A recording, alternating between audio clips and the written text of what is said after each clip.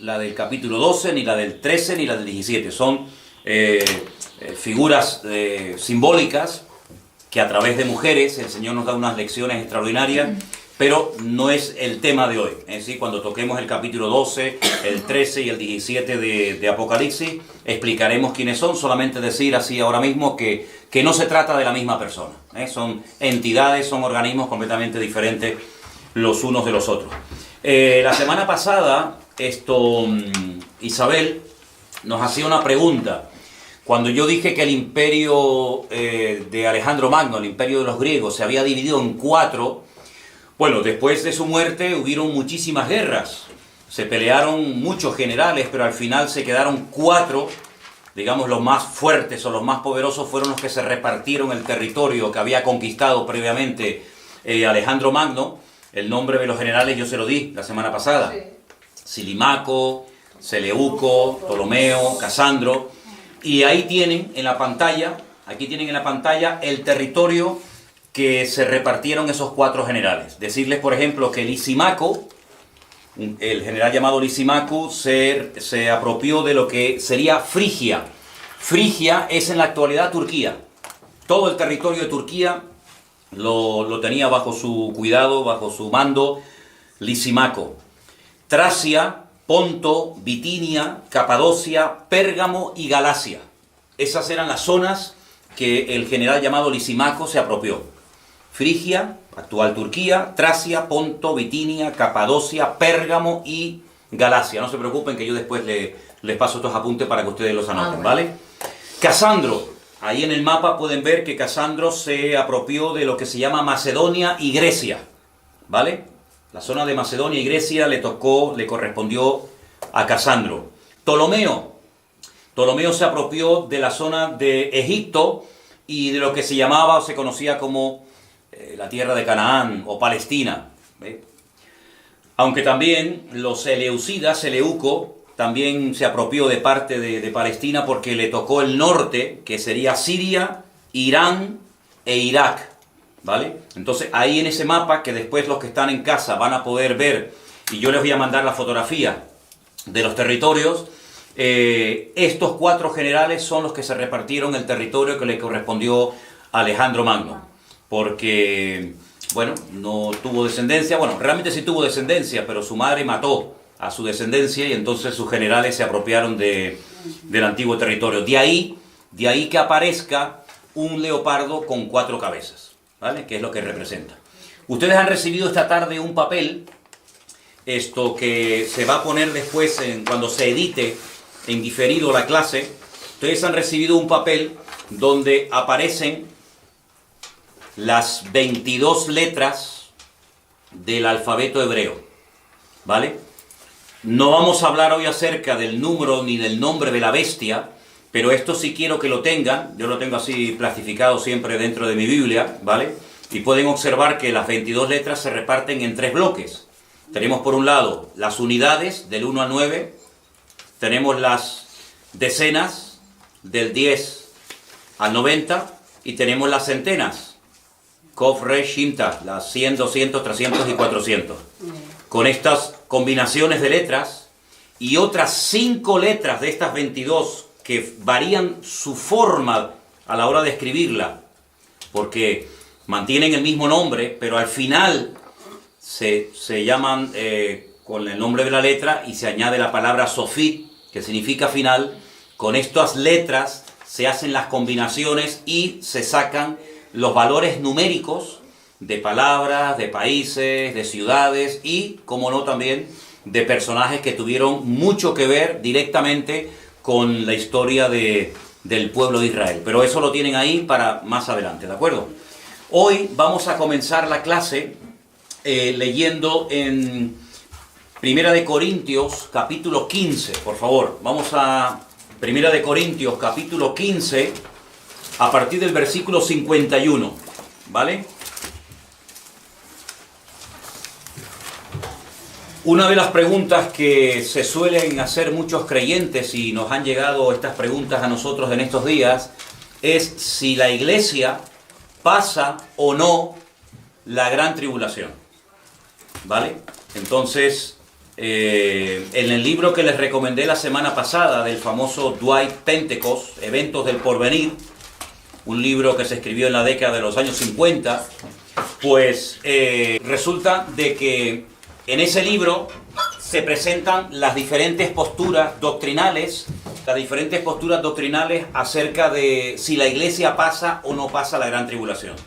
Nosotros vamos a leer unos versículos en esta tarde y dejando a un lado los prejuicios, dejando a un lado lo que tantas veces se ha repetido hasta la saciedad, vamos a la luz de las Escrituras ver qué es lo que dice la Biblia y qué es lo que no dice la Biblia. Primera de Corintios, capítulo 15, del versículo 51 en adelante, dice así: He aquí os digo un misterio. Podríamos decir que la palabra misterio se podía haber traducido también por la palabra secreto. Pablo dice, les voy a revelar un secreto, algo que nadie ha revelado, algo que nunca se ha dicho ni escrito hasta este momento. No todos dormiremos, pero todos seremos transformados. La palabra que aparece ahí es metamorfosis, ¿vale? Es el proceso que hace que un gusano se convierta en mariposa. Eso es una metamorfosis, es un cambio de naturaleza total y absoluto. Ese cambio, esa transformación o metamorfosis se producirá, verso 52, en un momento, en un abrir y cerrar de ojos. Y da un dato espectacular, que muchas veces no sé por qué no se ha tenido en cuenta. A la final trompeta. Es decir, esta transformación instantánea, en décimas de segundo, en un momento, en un abrir y cerrar de ojos, será al final, a la final trompeta. Porque se tocará la trompeta y los muertos serán resucitados incorruptibles y nosotros seremos transformados. Porque es necesario que esto corruptible se vista de incorrupción y esto mortal se vista de inmortalidad. Verso 54. Cuando esto corruptible se haya vestido de incorrupción y esto mortal se haya vestido de inmortalidad, entonces se cumplirá la palabra que está escrita, sorbida o vencida, es la muerte en victoria. Ahora, una vez que hemos leído el capítulo 1 del libro de Apocalipsis y entramos ya directamente en los mensajes que el Señor tiene para las diferentes iglesias, que ya lo veremos en su momento, vamos a darnos cuenta de que en el libro de Apocalipsis se revelan 21 juicios diferentes, clasificados en 3 grupos de 7. Entonces yo me voy a poner de pie ahora, y aquí en la pizarra que tenemos, voy a escribir algo y tratar de explicar un poquito, digamos, la cronología de lo que llamamos la Gran Tribulación, o como se conoce en el Antiguo Testamento, bajo el nombre del tiempo de angustia de Jacob. Es lo mismo, ¿vale? Gran Tribulación o tiempo de angustia para Jacob es exactamente lo mismo, ¿de acuerdo? Entonces, voy a dibujar una línea, ¿vale? Voy a poner aquí una línea, vamos a ver si se puede ver aquí en la pantalla. Ok. Vamos a suponer que esta línea representa los 7 años de la Gran Tribulación. Voy a poner aquí Gran Tribulación, ¿de acuerdo? Tenemos desde que empieza la Gran Tribulación hasta que termina, son 7 años. Realmente el libro de Apocalipsis, aunque es muy extenso, tiene más de 20 capítulos, realmente te está contando los últimos 7 años antes de la segunda venida de Cristo, ¿vale? Hay unos términos que no son muy complicados de entender y yo los voy a escribir aquí para que os familiaricéis con ellos. Y son los siguientes. Apunten. 42 meses. 1260 días. ¿Vale? 3 años y medio. Y el último término es tiempos, en plural. Tiempos, tiempo y la mitad de un tiempo.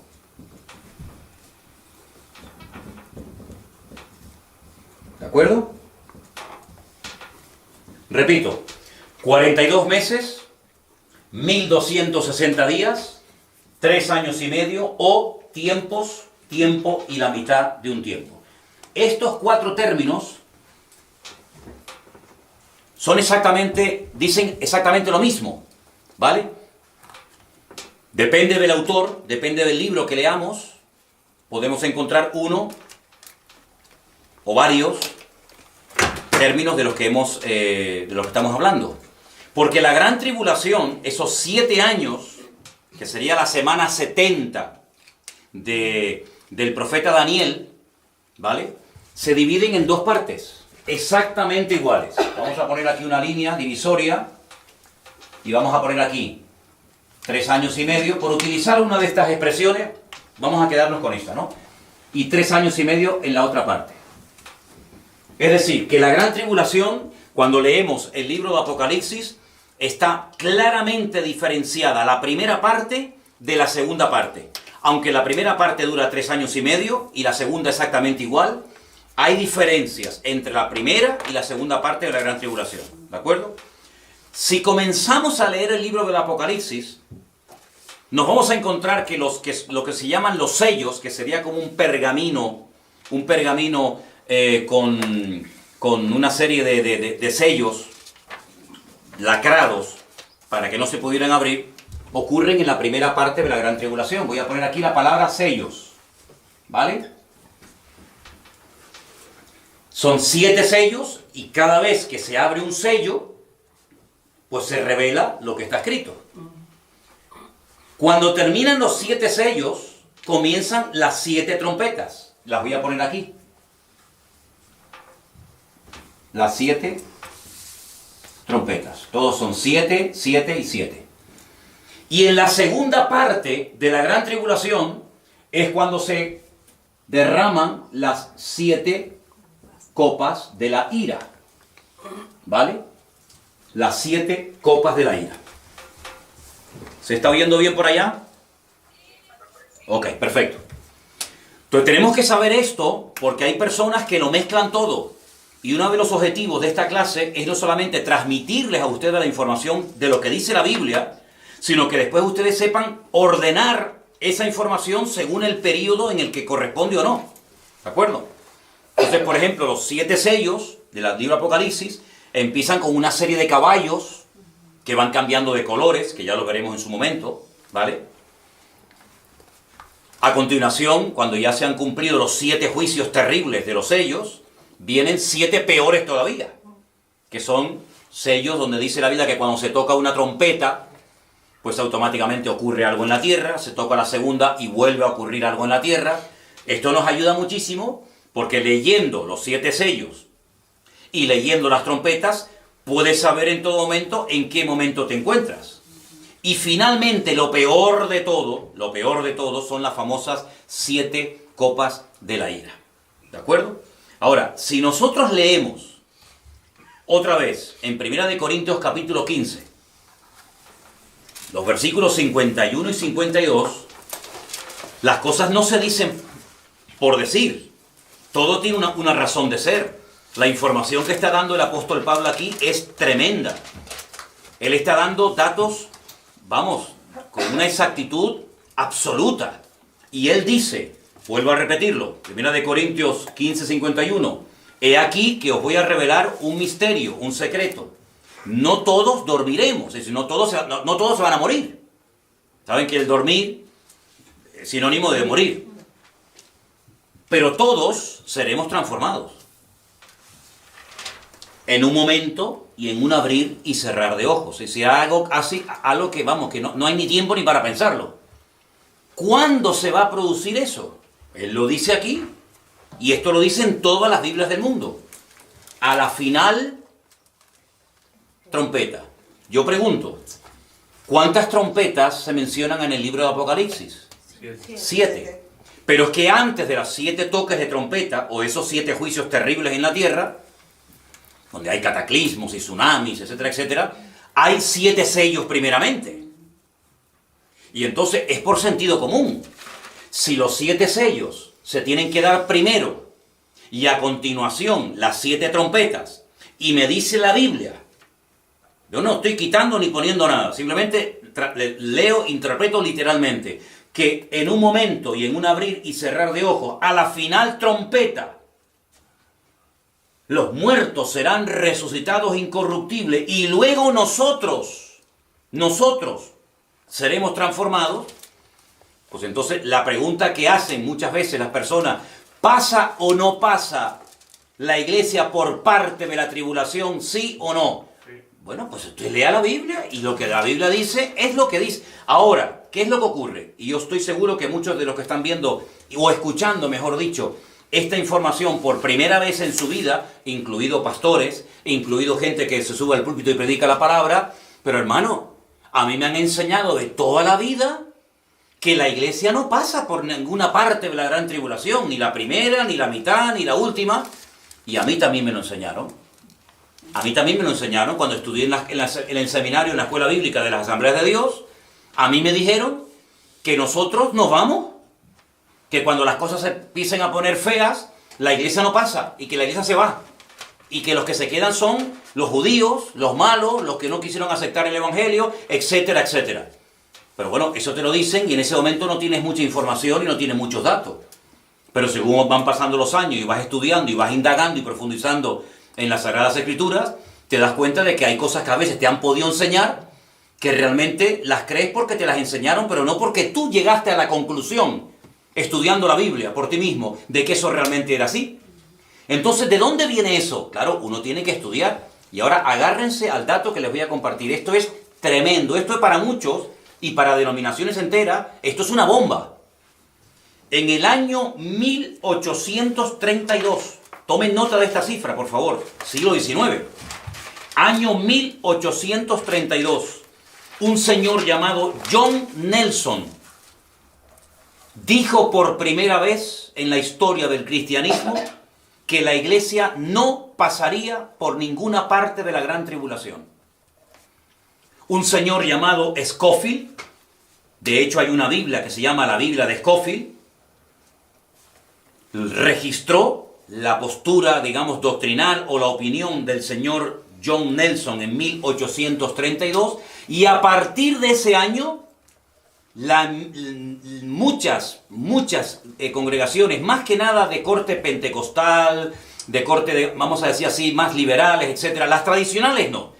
Las iglesias tradicionales, el protestantismo oficial, de toda la vida, no se abrió tanto ni aceptó tanto esta postura. Pero otras iglesias, digamos, de corte más pentecostal, más modernas, pues les vino como anillo al dedo. Entonces, la pregunta es, si hasta el 1832 los cristianos no creían que la iglesia iba a pasar, que la iglesia no iba a pasar por la gran tribulación, ¿qué es lo que creían? No, al contrario. Es decir, hasta 1832 todos los creyentes creían que la iglesia pasaría como mínimo por parte, no digo por todo, por parte de la gran tribulación, porque el que quiera vivir piadosamente sufrirá persecución. Y nuestros hermanos en Cristo durante siglos y siglos y siglos pasaron terribles persecuciones. Lean ustedes la historia del cristianismo, por ejemplo, durante los primeros 300 años del Imperio Romano. Fue una masacre y una persecución terrible. Crucifixiones, en la arena del circo romano morían despedazados, quemados. Bueno, aquello fue terrible. Siempre ha habido persecuciones contra la iglesia y los cristianos nunca se han sentido mal porque el Señor ha permitido que en momentos puntuales, si Él lo ha creído oportuno, la iglesia pasara por tribulaciones. El Señor no nos prometió que no pasaríamos por tribulaciones. Yo sé también que a lo mejor algunos están pensando en ese famoso versículo que dice, pero hermano, hay un versículo que dice que Dios no nos ha puesto para ira, sino para alcanzar salvación. Y yo a esas preguntas, a esas personas que me vienen con esta pregunta o con este argumento les digo, ¿a qué ira se está usted refiriendo? Y entonces ya los desarmas porque te dicen, ¿cómo que a qué ira? Claro, porque en el libro del Apocalipsis, apunten esto, se mencionan 3 iras diferentes.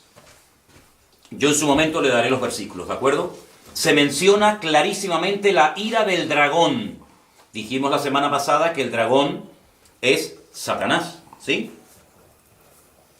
Se menciona en el libro de Apocalipsis la ira de las naciones. Literalmente, ¿eh? Y la tercera ira que se menciona en el libro del Apocalipsis es la ira del Cordero. La ira del dragón, la ira de las naciones y la ira del Cordero. Yo pregunto, cuando leemos el versículo, Dios no nos ha puesto para ira, nosotros que somos su cuerpo, su amada iglesia, sus hijos, ¿verdad? ¿De qué ira estamos exentos nosotros como hijos de Dios? De la ira de Dios, de la ira del Señor. Ya Dios no está airado con nosotros. Hemos sido justificados a través de la sangre del Cordero, a través de la sangre de Cristo.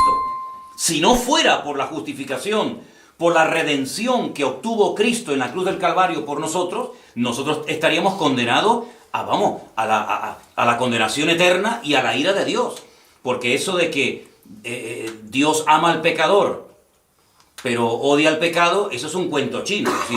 Vamos a ver, si ama al pecador y luego lo manda al infierno, eso es un disparate que se han inventado, una frase muy bonita, pero Dios al pecador lo mira de lejos, dice la palabra. Es que ni lo escucha.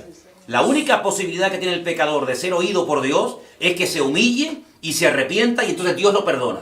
¿Vale? Entonces cuando tú te conviertes, tú le pides perdón al Señor por tu mala vida, por tus pecados, por lo que sea, tú estás exento. Tú estás libre de la ira del Señor. Eso es lo que significa que Dios no nos ha puesto para ira. Pero yo pregunto una cosa, ¿y de la ira de las naciones? ¿No se han airado naciones contra los cristianos y se siguen airando muchas naciones como Irán, como Afganistán, y otras naciones contra los cristianos? De toda la vida. Y la ira del dragón, ¿cuántas veces Satanás se ha ensañado contra la iglesia? Claro, Dios le ha dado gracia, Dios le ha dado fortaleza, pero cuando vemos a los 3 jóvenes en Babilonia que los meten dentro del horno de fuego y no se quemaron, eso fue, y todos sabemos, una gran excepción. Pero ¿cuántos hermanos nuestros aquí en España han muerto quemados en la hoguera? Luego, en cualquier momento podemos sufrir persecución. En cualquier momento la iglesia puede ser atacada como está siendo atacada en la actualidad en muchos países. Pasa que nosotros vivimos, bueno, los hermanos de Bélgica en Europa, nosotros aquí en España, Adolfo en Israel y tal, pero hay muchos hermanos nuestros en este momento que están sufriendo tremendas persecuciones. Yo nunca me olvidaré cuando estudié escatología bíblica en el seminario, que el maestro que nos daba clase nos dijo que una vez recibió una carta de hermanos procedentes de China y le preguntaban si ya habían comenzado los sellos, si ya estábamos en la gran tribulación. Porque la vida de un cristiano en China es completamente diferente a la vida de un cristiano en Honolulu, o en Hawái, o en Europa, donde sea, ¿no? Entonces, este dato que yo les acabo de proporcionar ahora, muchos cristianos no lo saben. Que hasta 1832 los creyentes creían que pasarían por tribulaciones. Es más, y lo consideraban un privilegio. No era un castigo, sino era un privilegio el que los creyentes pudieran pasar por dificultades, por persecuciones, etcétera, etcétera. Entonces, a partir del siglo XIX en adelante, hasta el día de hoy, muchas congregaciones y denominaciones enteras han adoptado, claro, lo que más te gusta, que cuando empiece la gran tribulación, cuando empiecen las persecuciones, cuando empiecen, etcétera, etcétera, las cosas feas, pues resulta que nosotros no vamos a estar. Pero eso no es lo que dice la Biblia. El apóstol Pablo dice, a la final trompeta. Y que yo sepa, en la Biblia hay 7 trompetas. Y curiosamente, si ustedes leen esta noche detenidamente en casa, la 7ª trompeta es cuando los 2 testigos, 2 personas que los conocemos con el nombre de los 2 testigos, ya hablaremos de ellos, no testigos de Jehová, o los 2 ungidos, pues dice que los matan en Jerusalén y son resucitados cuando suena la 7ª trompeta. Vamos a leer otros versículos para reforzar un poco más lo que estamos hablando. Vámonos a Primera de Tesalonicenses, capítulo 4, por favor. Primera de Tesalonicenses, capítulo 4, del versículo 13 en adelante.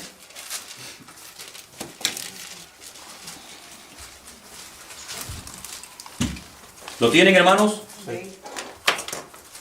Ok. Tampoco queremos, hermanos, que ignoréis acerca de los que duermen, para que no os entristezcáis como los otros que no tienen esperanza. Porque si creemos que Jesús murió y resucitó, y lo creemos, amén, hermano, Amén. así también traerá Dios con Jesús a los que durmieron en él. Por lo cual, escuchen bien esto, os decimos esto en palabra del Señor. Nosotros que vivimos, claro, Pablo, él pensaba que iba a ser arrebatado. Él pensaba que le iba a pillar la segunda venida del Señor, pero bueno, no fue así. Pero él decía, nosotros que vivimos, que habremos quedado hasta la venida del Señor, no precederemos a los que durmieron. Porque el Señor mismo, con voz de mando, con voz de arcángel, con trompeta de Dios, descenderá del cielo y los muertos en Cristo resucitarán primero. Luego nosotros, los que vivimos, los que hayamos quedado, seremos arrebatados, el famoso rapto, juntamente con ellos en las nubes, para recibir al Señor en el aire. Y así estaremos siempre con el Señor. Por tanto, alentaos los unos a los otros con estas palabras. Pero mira lo que dice. Pero acerca de los tiempos y de las ocasiones, no tenéis necesidad, hermanos, de que yo os escriba. Porque vosotros sabéis perfectamente que el día del Señor vendrá como ladrón en la noche. Que cuando digan paz y seguridad, entonces vendrá sobre ellos destrucción repentina, como los dolores a la mujer encinta, y no escaparán. Verso 4. Mas vosotros, hermanos, no estáis en tinieblas o en ignorancia, para que aquel día os sorprenda como ladrón en la noche. Cuando se emplea el término que Jesús vendrá como ladrón en la noche, pero sin embargo el apóstol Pablo dice, velad y orad, vosotros no estáis en tinieblas, para que aquel día os sorprenda como ladrón en la noche. ¿En qué quedamos? Si viene como ladrón en la noche, ¿nos va a sorprender o no nos va a sorprender? A nosotros no nos va a sorprender que Cristo venga. De hecho, la iglesia debería tener permanentemente la actitud de que estamos esperando al Señor. Dice que si el padre de familia está velando, a él no le van a robar. Pero al que le roban es al que se duerme, al que se despista, al que se distrae, y automáticamente vienen y le roban, y cuando se da cuenta ya es demasiado tarde. Entonces, para el mundo el Señor vendrá como ladrón en la noche. Pero todas las señales, la cronología del Apocalipsis, los versículos de Pablo, las cartas que escribió el apóstol Juan, el libro de Daniel, Ezequiel, etcétera, etcétera, nos advierte y nos prepara para saber en qué momento de la historia nos encontramos. Entonces, yo nunca, cuando estudié en la escuela bíblica, me hicieron ver con tanta claridad, como yo creo que lo estamos viendo en esta tarde, que tanto el arrebatamiento como la resurrección de los muertos en Cristo no sucederá hasta que sea el final, el toque de la final trompeta. Eso es lo que dice la palabra de Dios.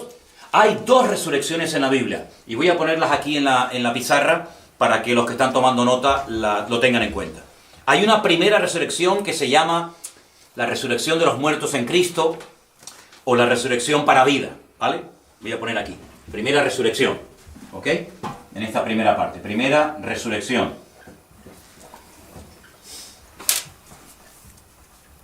Y al final de la gran tribulación, se produce la segunda resurrección. Solamente hay dos. ¿Vale? Yo estoy apuntando ahí cosas que ocurren tanto en la primera parte como en la segunda parte de la gran tribulación. Primera parte, sellos y trompetas. Y primera resurrección. ¿Vale? A la final trompeta, a la mitad. Segunda parte de la gran tribulación, las copas de la ira. Y al final, la segunda resurrección, ¿vale? Más cosas que ocurren para saber clasificar, para saber poner cronológicamente las cosas. Los famosos dos testigos, de los cuales no hemos hablado, pero apuntarlo, ya en su momento hablaremos. Primera parte de la gran tribulación. Pongo aquí los dos testigos. ¿Ok? Dice que ellos predican durante 1260 días. En la primera parte de la gran tribulación. Al final de los 3 años y medio, los matan, no los entierran, los tienen tirados en una plaza pública en Jerusalén durante unos días, y al tercer día resucitan. ¿Vale? Segunda parte de la gran tribulación. Aquí es donde aparece el famoso 666 o la marca de la bestia. Por eso no se preocupen, a nosotros eso no nos va a afectar. Aquí en la segunda parte de la gran tribulación es donde se produce la famosa batalla de Armagedón. La famosa batalla de Armagedón, donde millones de personas, de soldados, procedentes de todas partes del mundo, vienen y se dan lugar en el valle de Megiddo, un valle inmenso en Israel, ¿vale? Os cuento todo esto para que todas estas cosas que oímos del Armagedón, del anticristo, del falso profeta, etcétera, etcétera, no solamente sepan de qué se trata, sino sepan ubicarlo en el tiempo para no tener un potaje en la cabeza y decir, bueno, no sé cuándo pasa una cosa, cuándo pasa otra. No, las cosas tenemos que saber en el orden en el que van a suceder, ¿vale? Previamente a la venida del Señor hay muchas señales, pero ahora vamos a leer una porción espectacular que está escrita con un orden matemático, con un orden extraordinario que nos va a ayudar a nosotros a entender las secuencias del plan profético de Dios. Esa porción, por favor, anótenla. Segunda de Tesalonicenses, capítulo 2. Esta es una de mis porciones favoritas a la hora de explicar todo esto, porque cualquiera puede entender lo que a continuación vamos a leer. Repito, segunda de Tesalonicenses, capítulo 2, del versículo 1 en adelante. Y permítame que les diga antes de leer que apunten estas dos palabras. Una sería la palabra epifanía, y la segunda palabra sería la palabra parousia, ¿vale? Epifanía y parousia. La palabra epifanía siempre hace referencia en el griego, en el texto griego del Nuevo Testamento, a la primera venida de Cristo, a la primera aparición del Mesías, cuando viene como cordero, cuando viene como siervo sufriente a morir, a pagar el precio de nuestros pecados, ¿vale? Que ya se había producido. Cuando Pablo escribe lo que vamos a leer ahora, ya la epifanía, la primera venida del Señor, ya se había producido, ¿vale? Yo quiero solamente mencionarles que en el Nuevo Testamento, solamente en el Nuevo Testamento, hay más de 150 versículos que hablan de la segunda venida de Cristo. Y a la segunda venida de Cristo se usa la palabra parousia para diferenciarla de la primera. ¿Me explico?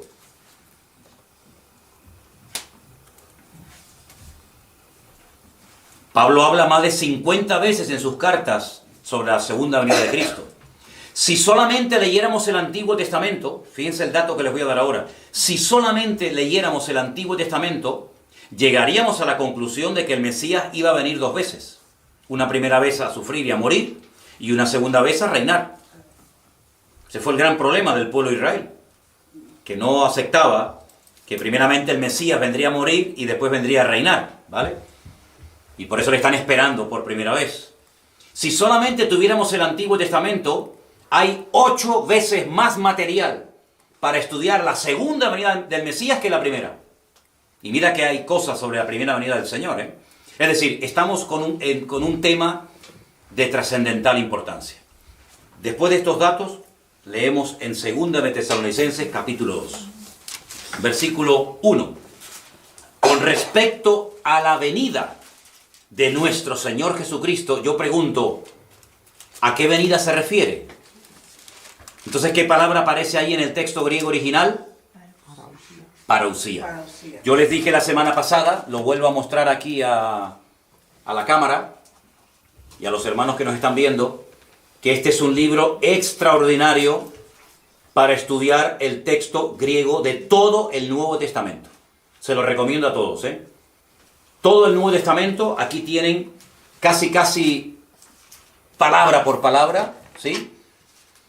Y si ustedes leen el texto griego, se van a dar cuenta de que en el versículo 1 dice con respecto a la parousia, es decir, con respecto a la segunda venida del Señor Jesucristo y nuestra reunión con Él, os rogamos, hermanos, que no os dejéis mover fácilmente de vuestro modo de pensar, ni os conturbéis, ni por espíritu, ni por palabra, ni por carta, como si fuera nuestra, en el sentido de que el día del Señor está cerca.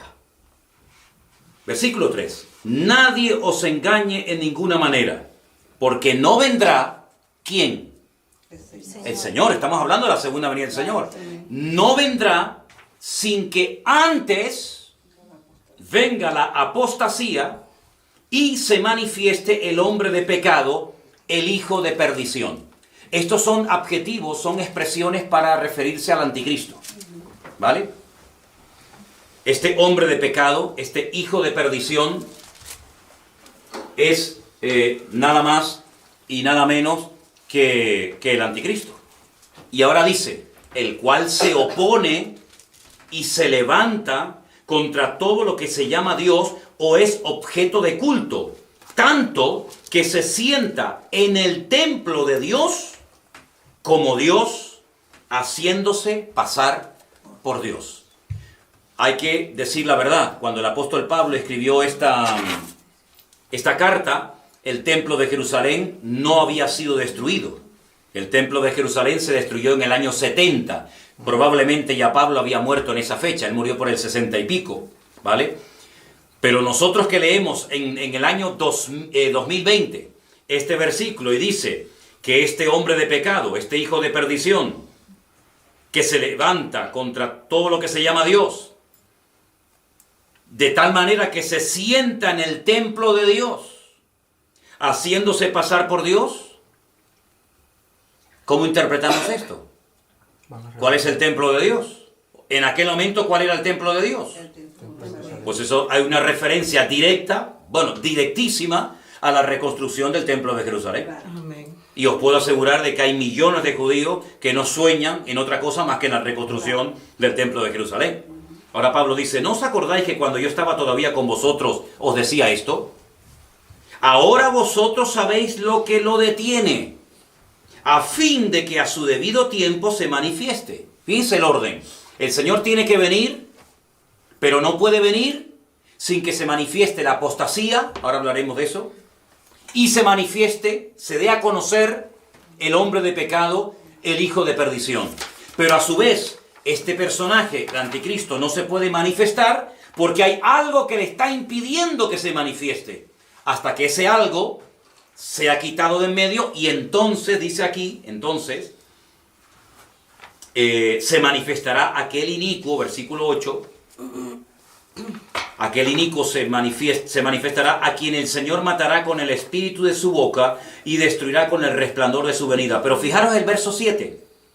Porque ya está en acción el misterio de la iniquidad, solo que hay quien al presente lo detiene, hasta que él, artículo determinado masculino, esto es muy interesante y muy importante, hasta que él sea quitado de en medio. Por eso cuando te dice la gente, bueno, es que el anticristo no se puede manifestar hasta que la iglesia sea quitada de en medio y sea arrebatada y se vaya, entonces se manifiesta el anticristo. Pero es que la iglesia jamás es tratada en género masculino. Aquí dice hasta que él, no hasta que ella. Entonces dicen, bueno, claro, es verdad, la iglesia es esposa, la iglesia es novia, la iglesia es femenino, entonces no encaja con esto de él. Entonces el Espíritu Santo. ¿El Espíritu Santo no es Dios?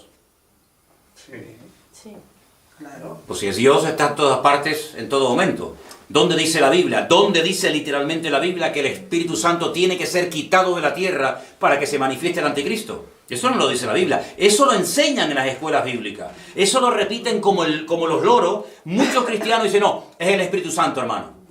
Y cuando tú le preguntas, bueno, ¿dónde lo dice en la Biblia? No te lo pueden demostrar. Porque lo han aprendido de memoria, de carretilla, como los loros que repiten la lección, pero no porque la Biblia realmente lo diga. Pero ahora dice aquí, inicuo, versículo 9, otro nombre al anticristo, cuyo advenimiento, cuya aparición es por obra de Satanás. Es decir, Satanás está detrás de este tipo.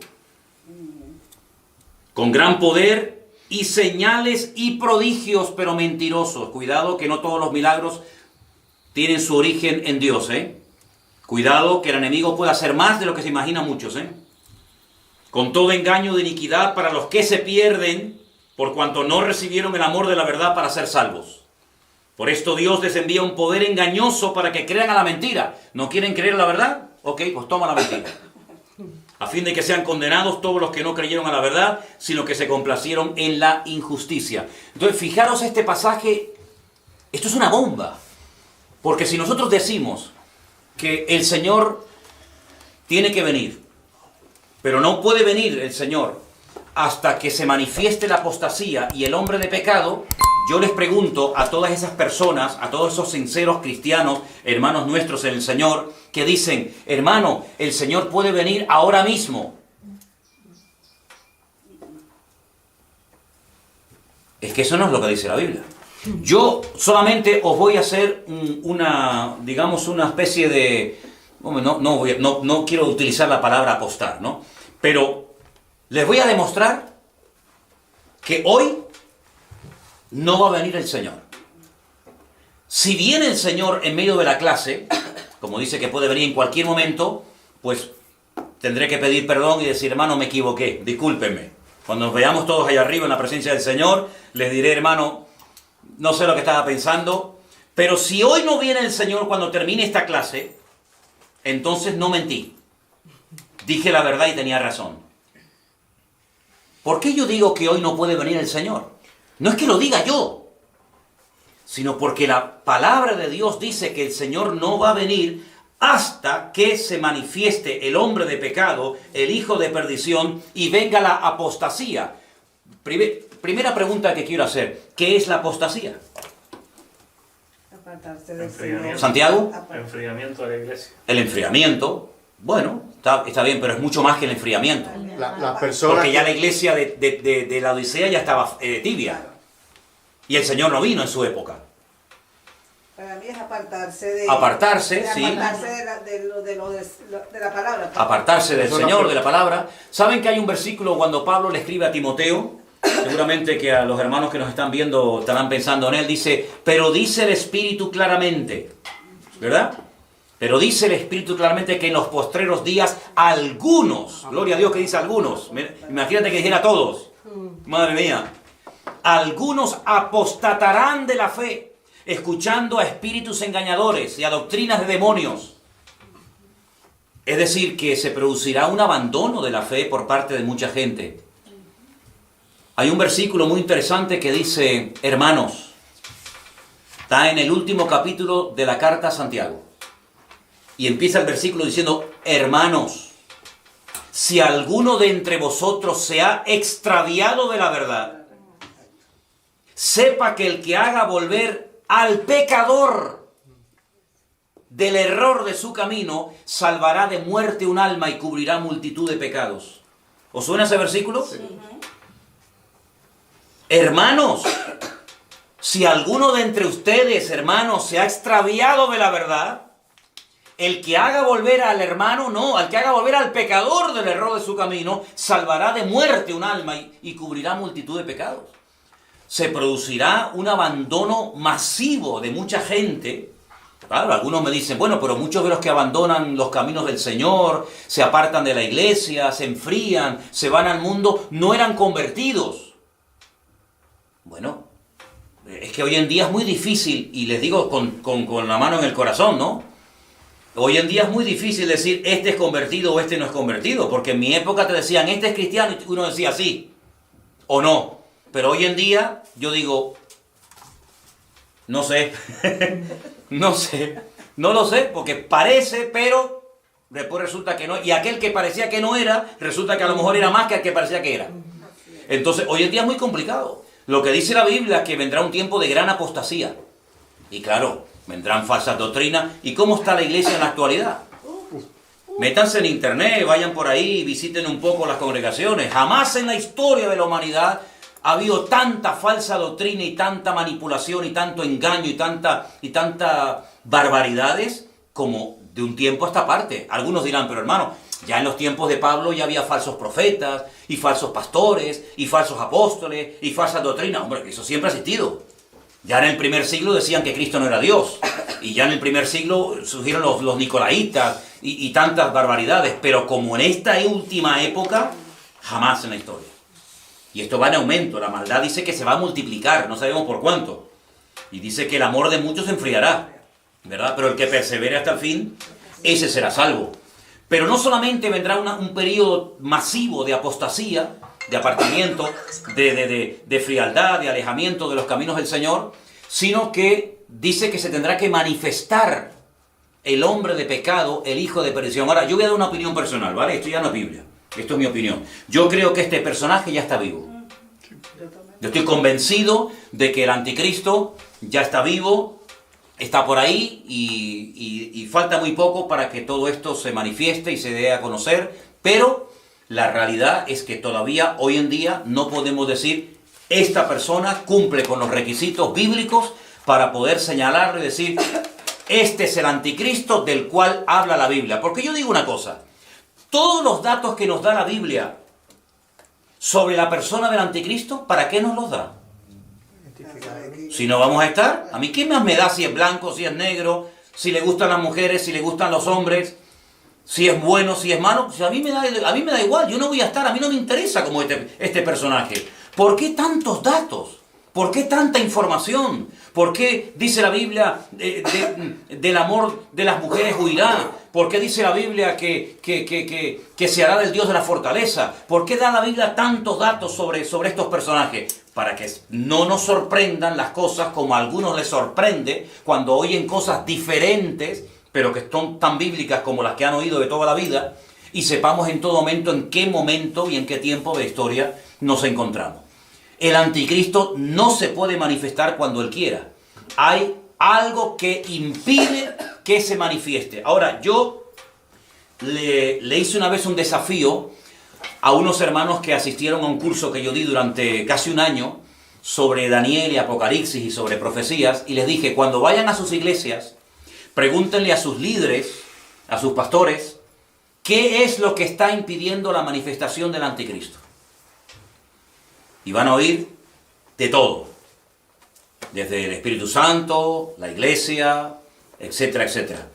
Pero cuando te den una respuesta, dile, ¿me lo podría demostrar usted con algún versículo de la Biblia? Y vas a ver que no van a poder. Pero sin embargo, yo les voy a dar un versículo en esta tarde para que reflexionen, para que mediten y lo tengan presente. Vámonos por favor al precioso e interesantísimo libro de Daniel, el capítulo 12. Daniel capítulo 12.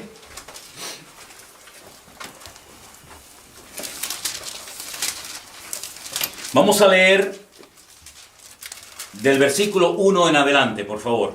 Daniel capítulo 12, del versículo 1 en adelante. En aquel tiempo se levantará Miguel, el gran príncipe que está de parte de los hijos de tu pueblo. ¿A qué pueblo se está refiriendo? A Israel. Sí, Daniel no era egipcio, Daniel no era de Babilonia, Daniel era de Israel.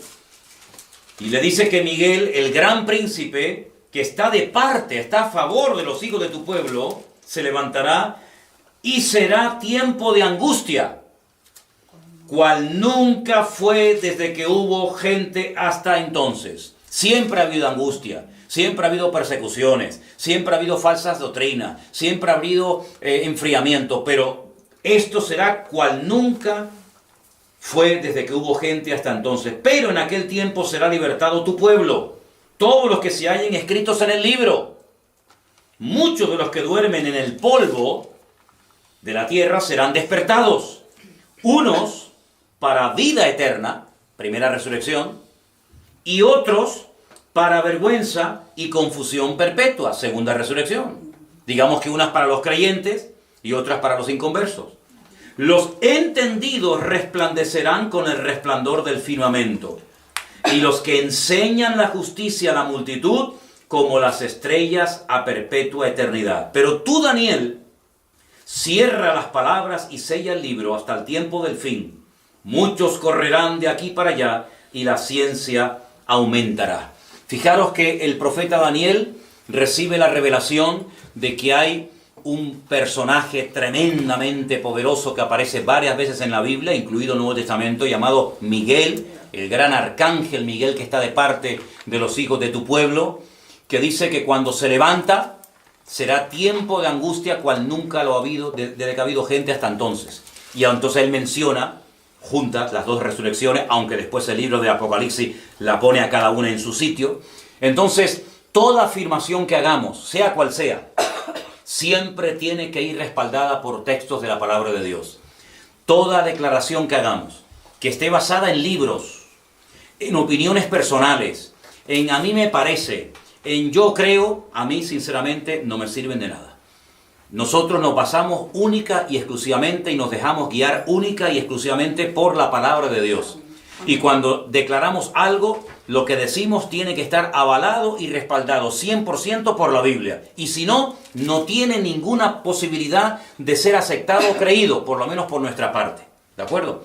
Entonces, para hacer un pequeño resumen, tenemos los 7 años de la gran tribulación, que realmente se relatan de una forma muy detallada y muy bonita en el libro del Apocalipsis, a través de 7 sellos, de 7 trompetas y de 7 copas de la ira.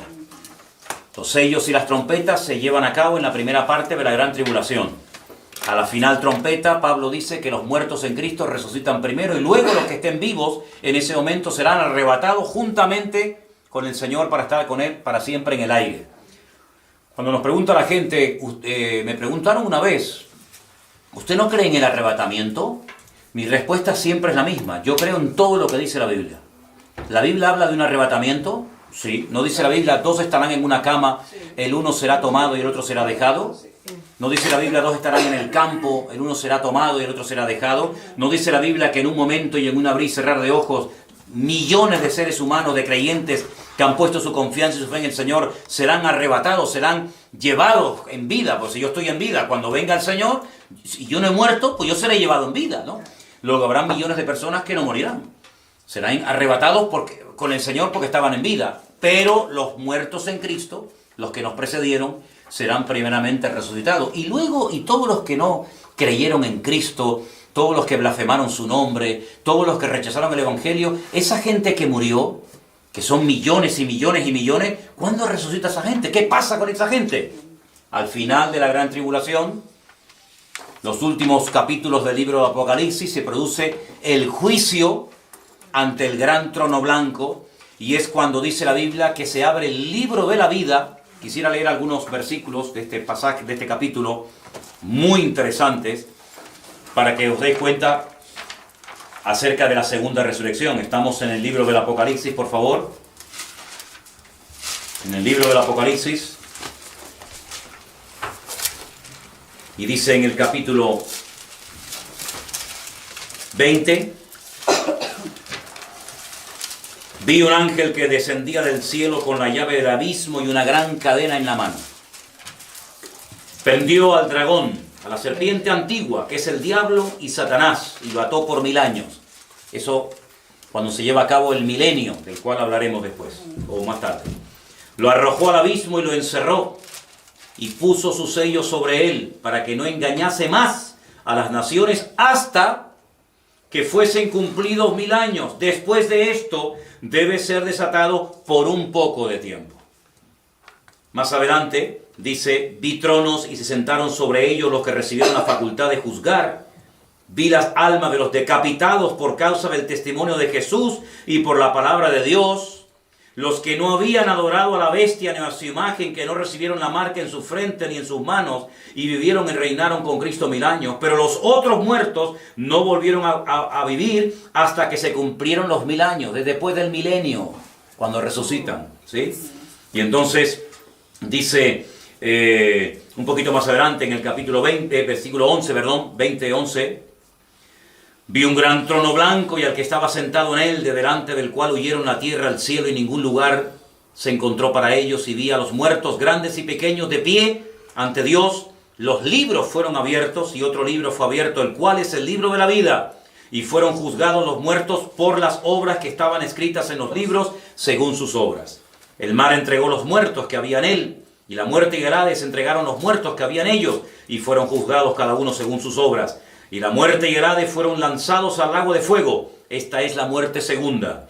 Y el que no se halló inscrito en el libro de la vida fue lanzado al lago al lago de fuego. Tremendo.